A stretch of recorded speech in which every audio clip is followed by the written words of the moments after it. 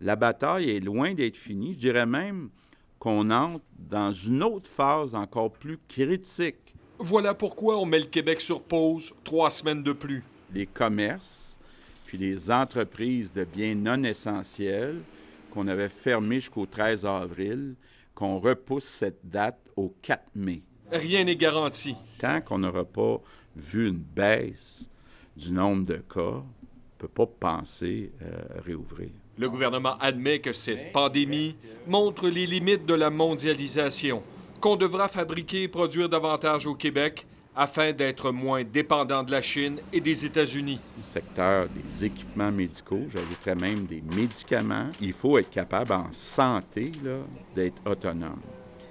L'autre secteur, c'est de nourrir le monde. Toute la chaîne alimentaire, de l'agriculteur en passant par le transformateur, puis au commerce de détail, ça devient critique. Le gouvernement lance le panier bleu, un portail pour vous guider. C'est plus important que jamais qu'on change un peu les habitudes d'achat pour acheter québécois. 5 $ dépensés par semaine de plus ici par foyer, c'est 1 milliard de plus dans l'économie. Cette reprise sera progressive, prévient le gouvernement. Les entreprises qui sont capables de fonctionner avec des employés qui restent à 2 mètres les uns des autres, bien, vont être privilégiés.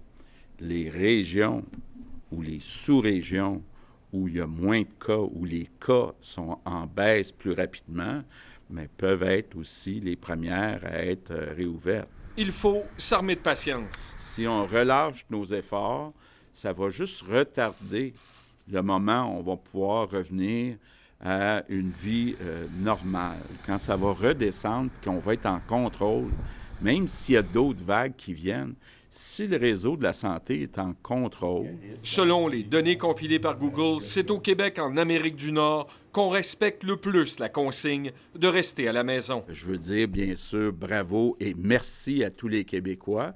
Puis, ce qui est surtout important, c'est que je suis convaincu que ça va sauver des centaines de vies. Alain Laforêt, TVA Nouvelle, Québec.